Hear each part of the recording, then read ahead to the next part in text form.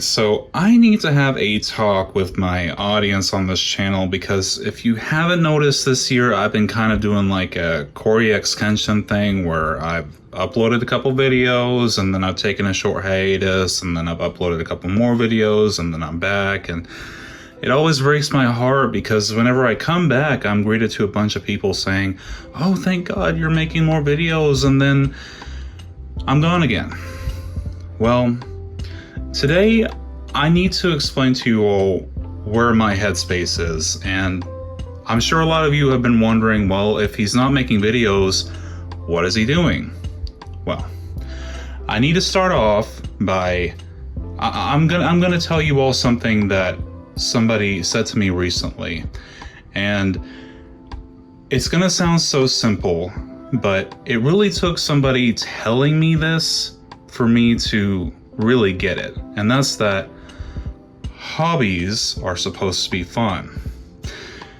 I know that's a crazy idea, but I ever since I started my YouTube channel, I've been progressively having less and less and less fun in this hobby, and I've been kind of trying to figure out what it is. And the bottom line is, actually, imagine this. Imagine this for a second. Like, you have a job that you have to go to every single day. Well, 5 days out of the week, 8 hours every single day. A very physically demanding job. And you're required to lift heavy objects and drive all kinds of machinery. The last thing you're going to want to do is come home and spend all of your leisure time editing a video. And you all have watched my videos. You know how OCD I am about, getting the right take. And I mean, I don't really think there's another doll tuber out there who clips their videos as much as I do. So it takes me a ridiculous amount of time to edit just one video for this channel. So it's kind of been eating away at me for a long time, and I reached a point to where recently I was like, this has to stop because I'm not having fun with it anymore. And at a certain point, I have to be honest with myself, because I have products building up in my room. Like, I have items that I have bought like 5 months ago that I still haven't reviewed, that I know if I make a video on it, everybody's already seen it. So like, the algorithm isn't gonna like it, and it's kind of halts any sort of channel growth. And this channel's never been about the views or anything, but when you spend so much time working on something, you want people to see it, right? So whenever it comes to unboxing videos, you kind of have to get them out there. Like, if it's a new product, today's sort of like an exception because this is vintage. But if it's a new product, you need to get that out like ASAP. And it's just not feasible for me. Like, if I was a big YouTuber like PewDiePie or Markiplier, so big that I could pay to have somebody else edit my videos, then I could upload every other day and have the same consistent quality, like as far as like the funny edits and the animations and all that nice stuff that you all love and that I love to provide to you. But I can't do that on just regular unboxing videos. I can't.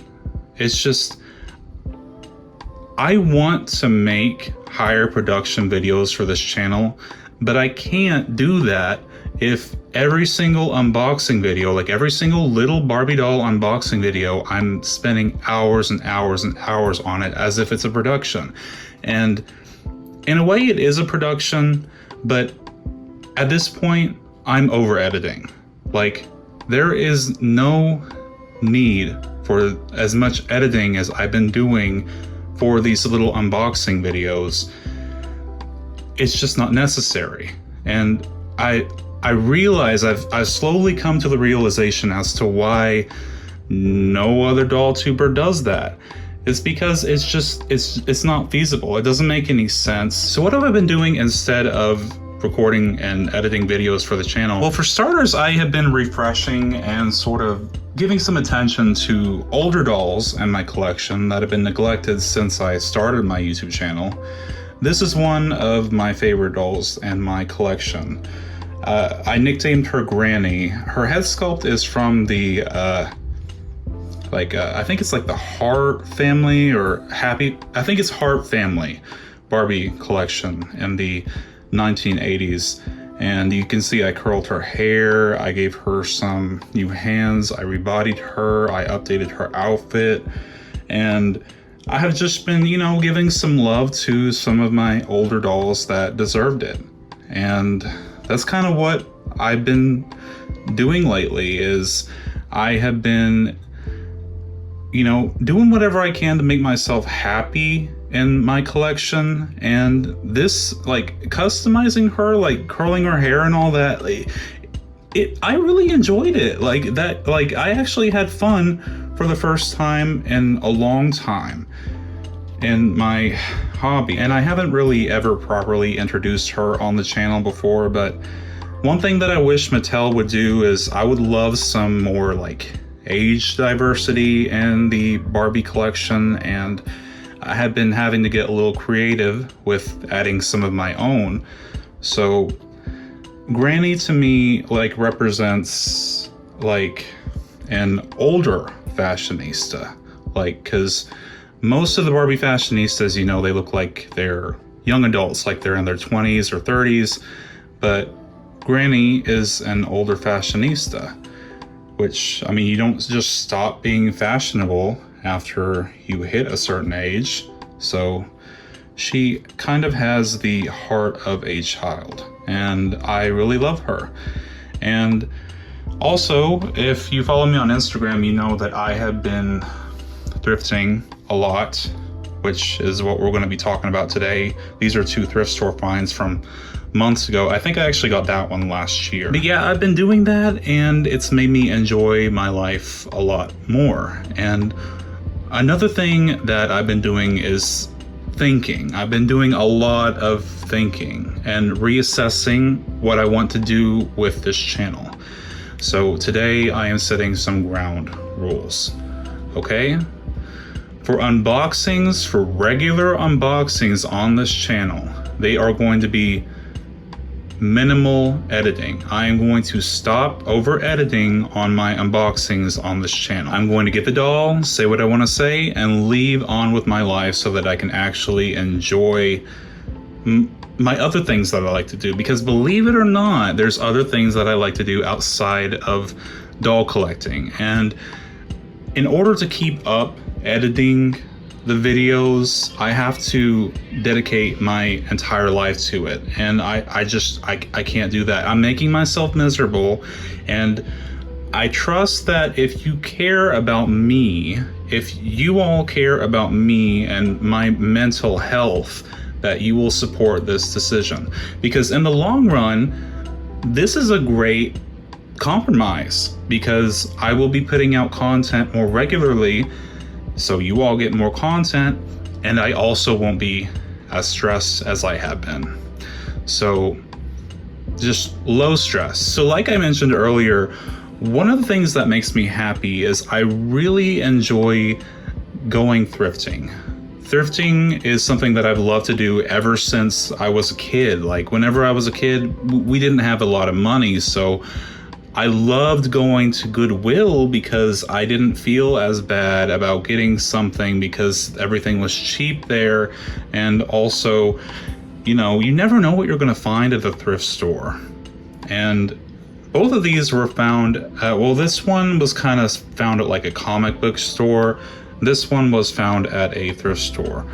I'm just going to say these were both bought as fashion packs. Even though the Barbie dolls in the early 2000s weren't as high quality as today's Barbies are whenever it comes to the diversity, the different body types, the articulation, the different face sculpts, skin tones, hair textures, all that nice stuff, the clothing was where it was at. The early 2000s was all about the clothing quality for Barbie. So if you ever find a Barbie doll from the early 2000s in your local thrift store and she has her original outfit, buy her. Because you can have the best of both worlds. You can collect modern Barbie and put vintage fashion on her. Vintage fashion still fits a Barbie. Well, it fits the original and tall, sometimes curvy. It fits the petite sometimes, but looks a little baggy. It can be kind of a hit or miss, but it's usually a hit. For me, it is, because I can find a way to style these old pieces and kind of give them a modern take. And it is so healing for me. It is so healing to put some nice quality clothes on a modern Barbie. Like, I don't even have to say it. Modern Barbie is lacking in the clothing department. So both of these were bought as fashion packs because they're just basic generation girl Barbies. And I mean, really, how many of those do you really need in your collection? So the first thrift store Barbie that I have with me today is the Exhilaration Barbie from 1999. Now, I was talking to Andrea and she told me that Exhilaration was apparently a Target exclusive clothing brand in the early 2000s that I had never heard of prior to this Barbie. But like I said, she comes with some really nice clothing options. I specifically got her for this hoodie because I have a specific Barbie doll in mind for this hoodie. Yeah, I literally got this doll just for this hoodie, for this Barbie fashionista, because I knew this green hoodie would look great with her red hair. And also her outfit is really cute too. It's kind of giving like a schoolgirl vibe. She comes with a really awesome canvas bag and some actual real fabric socks. So I mean, how could I say no? And a free butterfly barrette from me. So here is the Exhilaration Barbie straight out of her packaging. Like I said, she's just a basic generation girl face from the early 2000s. I mean, she's cute. And if any of my mutuals want her, just hit me up. But I'm not particularly itching to add another generation girl face to my collection. One thing that I did notice, that I didn't notice in the box, but she actually has a little butterfly hair clip of her own gouged through her head with a little metal tack. It's just like a little piece of confetti with a piece of metal stabbed through her head to hold it in place. And it's really interesting because I've never had another Barbie doll where they've added a beret and just stuck it into the inside of her head like that. But like I said, I mostly got her for her outfit. It's a really nicely made outfit. It's got a very early 2000s schoolgirl look to it, and it's hemmed really nicely. Everything velcros in the back. Everything's a separate piece. Even the vest and the shirt are separate pieces, and it's really cute, and I'm sure I'm going to be able to style it in some creative ways on other dolls. Unfortunately for her shoes, it had some rubber bands holding it down into the box, and they've kind of rotted over time, so it's going to require a little bit of cleaning. And also her canvas bag, it opens up. Like, this is an actual bag, so I mean, you really can't get any better than that. And of course, June is loving her new green hoodie. I knew this would look good on her.